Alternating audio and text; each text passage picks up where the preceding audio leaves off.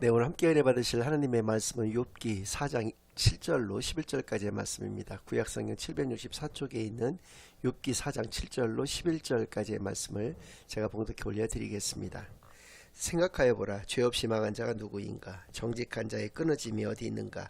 내가 보건대 악을 밭갈고 독을 뿌리는 자는 그대로 거두나니 다 하나님의 입기운에 멸망하고 그의 콧김에 사라지느니라. 사자의 우는 소리와 젊은 사자의 소리가 그치고 어린 사자의 이가 부러지며 사자는 사냥한 것이 없어 죽어가고 암사자의 새끼는 흩어지느니라. 아멘. 하나님 아버지 감사드립니다. 오늘도 귀한 주일로 귀한 교회로 귀한 예배로 인도해 주시는 은혜를 진정으로 감사드립니다. 지금 이 시간 저희들이 지난 한 주간 지었던 모든 죄악을 예수 그리스도의 십자가 아래에 다 내려놓고 오직 저희들의 온 영과 진리를 다하여 하나님께만 드려지는 예배를 통하여 하나님께서만 영광 받으시는 은혜의 시간으로 이 시간을 인도하여 주시옵소서. 모든 것을 감사드리오며 예수 그리스도의 이름으로 기도드리옵나이다. 아멘. 네, 오늘은 펜으로 쓴 가장 위대한 책 그 두 번째 시간으로 오늘 본문 말씀을 중심으로 하나님의 말씀을 증가하겠습니다. 우리는 지난 주일에 욥에 대한 성경의 평가, 특별히 하나님의 평가가 어떠한 것인지를 잘 살펴볼 수가 있었습니다. 욥이라 불리는 사람이라는 것은 결국 하나님이 자랑하시고 싶은 그러한 삶을 살아가는 사람이라는 것을 분명히 깨달아 알게 되었고, 그것은 온전하고 정직하며 하나님을 경외하며 악에서 떠난 삶을 살아가는 사람인 것을 분명하게 살펴볼 수가 있었습니다. 오늘은 첫 시간인데 욥기가 가지고 있는 특별한 어떤 의미가 있을 수가 있는데요. 그것에 대해서 먼저 살펴본 후에 본문의 말씀으로 들어가고자 합니다. 욥기는 다른 성경, 그러니까 욥기를 제외한 나머지 65권의 성경이 가지고 있는 일관된 시각이 있습니다. 그것은 신명기적 역사관을 가지고 역사 해석을 하고 있다라고 하는 것입니다. 신명기적 역사관이라는 어떤 것이냐면 하나님의 말씀에 순종하는 자는 복을 받고 하나님의 말씀에 불순종하는 자는 재앙을 받게 된다라고 하는 것을 우리에게 분명히 말씀하여 주시는 것이죠.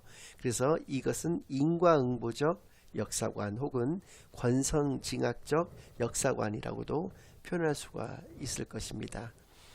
하나님께서 우리에게 주신 말씀이시니까 이것은 너무나도 정확하시고 또 진리의 말씀인 것은 분명합니다. 그런데 욥기는 이와는 조금 결이 다른 말씀을 우리에게 주고 계시다는 데에서 그 의미를 찾을 수가 있다는 것입니다. 신명기적 역사관이라는 것은 오늘 읽어드린 본문의 말씀과 같은 그런 말씀입니다. 욥의 세 친구 중에 한 사람이 한 얘기인데요. 생각하여 보라. 죄 없이 망한 자가 누구인가? 망한 자는 반드시 그의 죄로 인해서 망하게 된다라고 하는 것을 이야기를 한다는 것이죠. 정직한 자의 끊어짐이 어디 있는가? 정직한 자는 영원히 끊어지지 않는다라고 하는 것을 말씀하여 주시는 이러한 그 생각, 이러한 관점이 바로 신명기적 역사관이다라는 것을 우리에게 분명히 알려주시는 것이죠. 우리가 어떻게 욥기가 다른 성경과는 다른 또 우리에게 말씀을 주시는 것인지 또 의미를 깨닫게 해주시는 것인지에 대해서는 이제 이 말씀들을 좀 드리면서 여러분들께서 한번 상고해 보시는 그런 시간이 많이 되기를 바라겠고요. 그러기 위해서 먼저 욥기의 구조부터 먼저 좀 살펴볼 필요가 있는 것이 형식적인 내용에 따른 그런 구분으로서 본다면 네 가지 부분으로 나눌 수가 있습니다. 첫 번째는 1장과 2장에서 등장하는 것은 의인 욥과 그의 고난에 대해서 자세하게 우리에게 말씀해 주고 계십니다. 또 3장부터 31장까지는 욥기가 전체적으로 42개 장으로 이루어져 있기 때문에 약 70%에 해당되는 부분인데 욥의 세 친구가 등장을 하는데 요 세 친구들과 각각 세 차례의 문답을 나누는 그러한 내용으로 구성되어져 있고요. 32장부터 37장까지는 언제 어디서 갑자기 등장을 했는지는 알 수가 없는데 엘리후라고 하는 사람이 등장해서 1장 연설을 하는 내용이 담겨져 있습니다. 그러니까 욥의 세 친구들을 약간 오늘날의 어떤 그 교회적 관점에서 말씀을 드린다면 정확한 그 신앙생활을 해오셨던 장로님들이다라고 볼 수가 있다라고 한다면, 이 엘리후는 젊은 집사라고 상대적으로 얘기를 좀 할 수가 있는데, 아무튼 결은 같은데 그렇게 상당히 많은 부분에 엘리후가 거의 독백과 같이 그렇게 연설하는 그런 장면이 나온다는 것이고요. 마지막으로 38장에서 42장 마지막 부분은 하나님의 말씀과 그에 따른 욥의 응답이 잘 나타나 있습니다. 이것이 형식적인 내용에 따른 구분이 되겠는데요. 실제적인 내용에 따른 구분으로 본다면 욥이 두 가지 모습으로 그려진다라고 하는 것입니다. 1장과 2장과 42장에서는 인내하면서 복을 받는 욥에 대해서 말씀하여 주고 계십니다. 그것이 바로 신명기적 역사관에 딱 부합되는 그러한 내용입니다. 그러니까 어떻게 보면 욥기가 만약에 1장, 2장, 42장으로만 이루어져 있었던 그러한 성경이라고 한다면 욥기도 다른 성경과는 다를 바가 아마 없는 그러한 성경이었을 것인데, 두 번째 부분이 있습니다. 3장에서부터 41장까지는 원망하면서 그러나 회개하고 있는 욥의 모습을 또 그리고 있다라고 하는 것이죠. 그런데 하나님께서는 나중에 이 욥에 대해서, 물론 욥이 회개를 한 이후로 욥의 신앙에 대해서는 굉장히 칭찬을 하고, 신명기적 역사관에 따라서 쭉 이야기를 했었던 다른 사람에 대해서는 부정적으로 평가를 하시고 계시는 그런 내용이 있는데, 그것이 무엇 때문인지에 대해서 이번 주일과 다음 주일에 깊이 있게 상고해보는 그런 시간들을 갖겠습니다. 구조는 이렇게 되어져 있는데요. 욥기의 주제라고도 할 수 있고, 특이한 점이 있는데, 그것은 욥기에서 우리에게 두 가지 질문을 던져주고 있다는 것입니다. 그리고 이것이 우리 실제 생활, 우리 신앙생활에 요체를 이루고 핵심이 되는 그런 부분이라고 저는 생각을 하는데, 첫 번째는 하늘의 질문이 있다라고 하는 것입니다. 그것은 무엇이냐면, 사탄의 입에서 나온 얘기긴 하지만 사람이 까닭 없이 하나님을 섬길 수 있겠는가라고 하는 그런 질문을 우리에게 주고 있다는 것입니다. 그리고 두 번째는 땅의 질문인데, 왜 의인이 고난받게 되는 것인가 라고 하는 것에 대해서 우리에게 질문을 주신다라고 하는 것이죠. 먼저 첫 번째 질문부터 우리가 살펴본다면, 어느 날 제가 욥기 1장 6절에서 11절까지의 말씀을 읽어드린 뒤에 말씀을 좀 증가하도록 하겠습니다. 하루는 하나님의 아들들이 와서 여호와 앞에 섰고 사탄도 그들 가운데 온지라. 여호와께서 사탄에게 이르시되 내가 어디서 왔느냐. 사탄이 여호와께 대답하여 이르되 땅을 두루돌아 여기저기 다니었나이다. 여호와께서 사탄에게 이르시되 내가 내 종 욥을 주의하여 보았느냐. 그와 같이 온전하고 정직하며 하나님을 경외하며 악에서 떠난 자는 세상에 없느니라. 사탄이 여호와께 대답하여 이르되 욥이 어찌 까닭 없이 하나님을 경외하리이까. 주께서 그와 그의 집과 그의 모든 소유물을 울타리로 두르심 때문이 아니니까. 주께서 그의 손으로 하는 바를 복되게 하사 그의 소유물이 땅에 넘치게 하셨음이니이다. 이제 주의 손을 펴서 그의 모든 소유물을 치소서. 그리하시면 틀림없이 주를 향하여 욕하지 않겠나이까. 어느 날 하늘에서 하나님의 아들들과 사탄까지 모이는 모든 큰 어떤 회의가 있었던 것 같습니다. 그 자리에서 사탄이 이제 하나님 앞에 이렇게 조아리고 있을 때 하나님께서 내가 무엇을 하다가 왔느냐. 네, 제가 땅에 여기저기를 다 돌아다니면서 다녀왔습니다. 이렇게 얘기를 하니까 하나님께서 그렇다면 네가 내 종 욥에 대해서 주의 깊게 살펴보았느냐. 그처럼 온전하고 정직하며 하나님을 경외하며 악에서 떠난 자를 본 적이 없다. 너도 그렇게 보았느냐라고 말씀하여 주셨을 때 사탄이 그렇게 얘기를 한다는 것이죠. 어떻게 사람이, 그러니까 욥이 까닭 없이 하나님을 그렇게 잘 섬길 수가 있었겠습니까?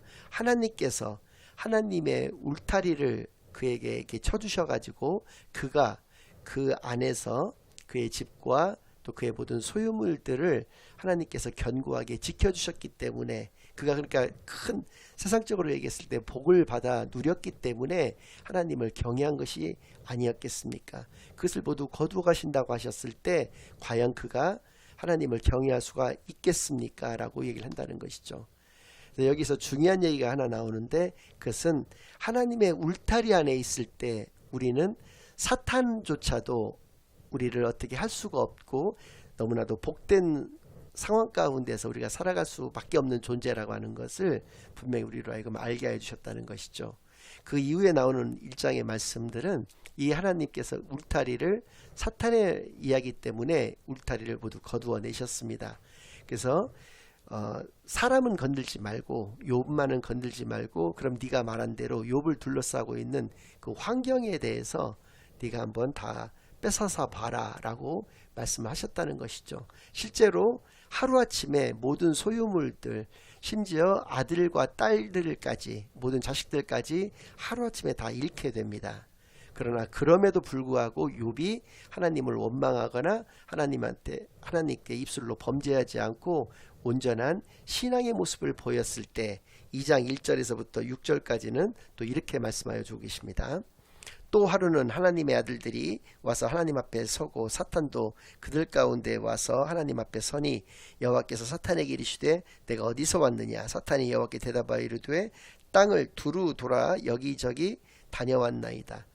그러니까 우는 사자같이 두루 다니며라고 하는 그 성경상의 그 말씀은, 베드로서에 나오는 그 말씀은 바로 여기 욥기 2장 2절 가운데에서 땅을 두루 돌아 여기저기 다녔다라고 하는 이 사탄의 고백 가운데에서 나오신 그런 말씀이라는 것을 우리가 분명히 알 수 있죠. 사탄은 우는 사자와 같이 그 먹잇감을 찾아서 배고파서 울부짖고 있는 사자와 같이 우리의 영혼을 삼키고자 그렇게 하루도 쉬지 않고 활약하고 있다는 것을 분명히 알 수 있게 하시는 그런 말씀인데요. 여호와께서 사탄에게 이르시되 내가 내 종 욥을 주의하여 보았느냐? 그와 같이 온전하고 정직하여 하나님을 경외하며 악에서 떠난 자가 세상에 없느니라. 내가 나를 충동하여 까닭없이 그를 치게 하였어도 그가 여전히 자기의 온전함을 굳게 지켰느니라. 사탄이 여호와께 대답하여 이르되 가죽으로 가죽을 바꾸니 사람이 그의 모든 소유물로 자기의 생명을 바꾸올지라. 이제 주의 손을 펴서 그의 뼈와 살을 치소서. 그리하시면 틀림없이 주를 향하여 욕하지 않겠나이까. 여호와께서 사탄에게 이르시되 내가 그를 내 손에 맡기노라. 다만 그의 생명은 해하지 말지니라.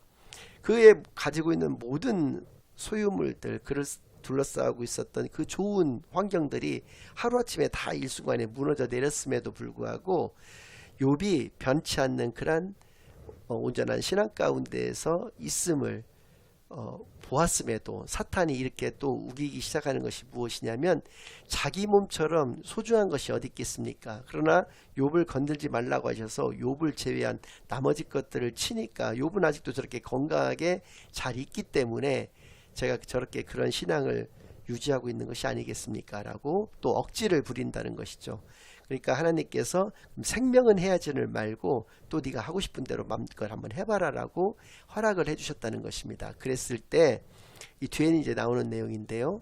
발바닥에서부터 정수리까지, 그러니까 머리 끝에서부터 발끝까지 온몸에 종기가 나서 질그릇으로 그것을 박박 긁어야지만 견딜 수 있을 정도의 극심한 가려움과 고통 가운데 처하게 된다라고 하는 것이죠. 뿐만 아니라 그의 아내까지도, 이제 그 장면까지를 본 아내까지도 네가 이제 하나님을 원망하고 죽으라고, 하나님께 이렇게 저주를 받았다고 한다면 이제는 하나님을 원망하고 죽는 길밖에 없지 않겠느냐라고 하는 그러한 아주 독설을 자기 아내로부터 이렇게 듣게 되는 그런 장면이 나오는데, 그럼에도 불구하고 욥은 입술로도 범죄하지 않는 그런 신앙의 모습을 보이게 됩니다. 그래서 1, 2장 이후로 이제 사탄의 모습은 나타나지를 않게 되는 것이고요. 그러니까 이 하늘의 질문에 대한 답은 분명히 내려진 것입니다. 사람이 까닭없이 하나님을 섬길 수 있는가? 하나님은 있다라고 하셨고 그것은 욥을 통해서 증명이 되었다라고 하는 것을 분명히 알 수가 있다는 것이죠. 우리가 하나님을 사랑한다라고 하는 것은 두 가지의 모습을 가질 수가 있습니다. 진짜로 하나님만을 사랑하는 그러한 모습이 있을 수가 있고, 하나님이 우리에게 주시는 것을 사랑할 수가 있다는 것이죠. 그러니까 하나님 우리에게 주시는 은혜라든지 은사라든지 어떤 선물과 같은 그런 환경들을 우리는 사랑을 한다는 것이죠. 그러나 만약에 후자의 경우에는 이 환경들이 다 무너졌을 때 하나님을 원망하거나 배교를 하게 되는 그러한 일이 발생될 수가 있다는 것입니다. 그러나 욥과 같이 하나님만을 사랑해야 했을 때에는 절대로 그런 일이 없다는 것이, 내가 어떠한 환경과 형편과 처지 가운데에서도 하나님만을 사랑하고 하나님만을 신뢰하며 하나님만을 믿는 그러한 모습 가운데서 살아가는 그런 존재가 된다라고 하는 것을 이 말씀들을 통해서, 특별히 욥기 1장과 2장의 욥의 모습을 통해서 우리가 분명히 알 수 있게 되는 것이죠. 하나님이 우리에게 주시는 선물, 그러니까 은혜와 은사를 사랑했었는지 안 사랑했었는지에 대해서는 많은 은혜 가운데서 살아갔던 사람의 모습을 통해서도 우리가 잘 알 수가 있습니다.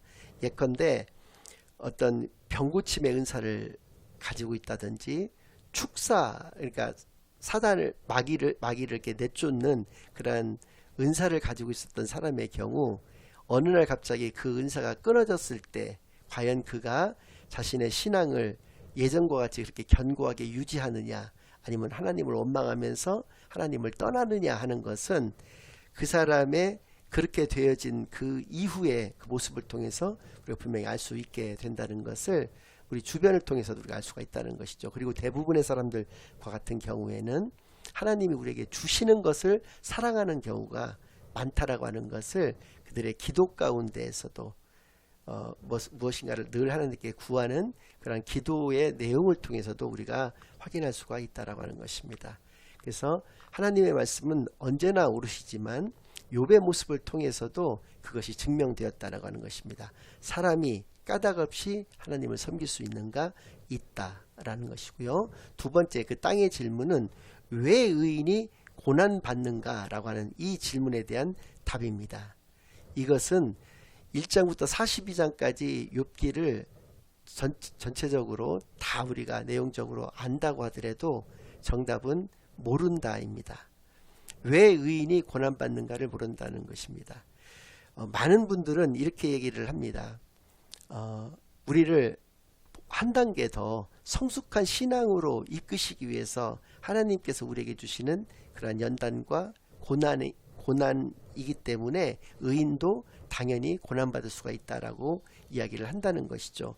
욥의 세 친구들도 그러한 논조, 또 엘리후도 마찬가지지만 그러한 논조로 욥에게 이야기를 했던 것입니다.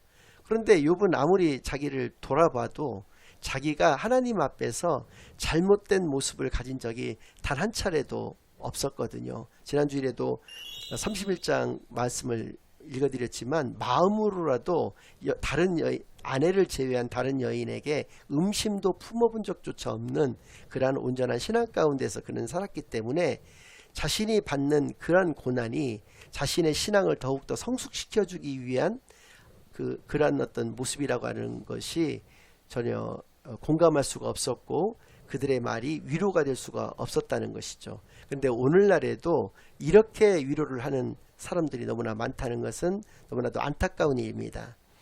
그러니까 이렇게 예를 들어서 세월호를 통해서 자녀를 잃은 부모에게 하나님께서 더 큰 것을 주시기 위해서 이러한 고난을 우리 형제님에게 자매님에게 주신 것이다라고 했을 때 그 세월호를 통해서 죽은 그 자녀의 부모가 그것을 위로의 말씀으로 받아들일 수 있겠는가라고 하는 것을 우리가 생각해 본다면 욥에게도 그 세 친구의 위로가 전혀 위로가 되지 않았다는 것을 우리가 분명히 기억을 한다면 이것은 하나님의 뜻이라고 볼 수가 없다라고 하는 것을 우리가 분명히 알 수 있다는 것이죠. 우리는 성경 외에 하나님을 알 수가 없습니다. 제가 계시라고 하는 말씀을 두 차례 드렸었는데 계시라고 하는 것은 커튼 뒤에 하나님이 계시고 그 커튼을 열어주는 것만큼의 그 부분까지만 우리는 하나님을 알 수가 있다라고 하는 것이죠. 그러니까 욥기 이전까지는 하나님께서는 하나님의 손을 우리에게 보여주실 수가 있습니다. 커튼을 제껴서 하나님의 손만을 우리에게 보여주셨는데 우리는 그 손을 보고 저것이 바로 하나님이시다라고 이야기를 할 수밖에 없다라고 하는 것입니다. 그것이 성경상에 기록된 하나님의 모습이기 때문에 당연히 우리는 성경상에 기록된 하나님을 알 수밖에 없다는 것이죠. 그런데 욥기에 나오는 하나님은 다른 성경에 나오는 하나님하고는 좀 다르다라고 하는 것입니다. 우리가 알 수 없는 하나님의 뜻이 분명히 존재한다라고 하는 것을 욥기를 통해서 우리에게 알려주시는 것이죠. 그러니까 의인은 당연히 고난받을 수가 있습니다. 그러나 모든 의인들이 그 사람의 죄 때문에 고난을 받는 것이 아니라 우리는 전혀 알 수가 없는 하나님의 뜻에 따라서 고난을 받을 수가 있다라고 하는 것을 욥기는 우리에게 분명히 말씀하여 주시는 성경이라는 것이죠. 그래서 신명기적 역사관에 따른 그러한 내용이 아니라고 하는 데에서 욥기의 의미가 있다라고 하는 것을 이 시간 분명히 기억하는 저와 여러분이 되시기만을 바랍니다. 사람이 까닭 없이 하나님을 섬길 수 있는가? 그가 온전한 신앙 가운데서 하나님만을 사랑하고 하나님만을 신뢰하면서 하나님만을 믿는 그러한 사람이라고 한다면 그것은 얼마든지 가능하다라고 하는 것을 분명히 우리가 알 수 있게 하여 주셨고요. 또 왜 의인이 고난받는가? 그것은 하나님의 뜻이기 때문에 하나님의 주권의 영역이기 때문에 우리는 알 수가 없지만 오직 하나님을 바라보면서 하나님께 나아갔을 때 하나님께서는 하나님의 길로 우리를 인도하여 주신다는 것을 욥기는 분명히 말씀하여 주시는 그러한 성경인 것을 오늘 분명히 기억하는 시간만이 되기를 바랍니다. 다음 주일에는 욥이 당한 그 고난과 그 고난에 대처하는 그 욥의 모습을 통해서 정말 왜 이 토마스 칼라일은 이 욥기서를 정말 세상에서 가장 위대한 책으로 펜으로 쓴 가장 위대한 책으로 이것을 말씀하여 주셨는지 그 마지막 그 해결의 실마리를 우리가 한번 생각해보는 그런 귀한 은혜의 시간들을 갖겠습니다.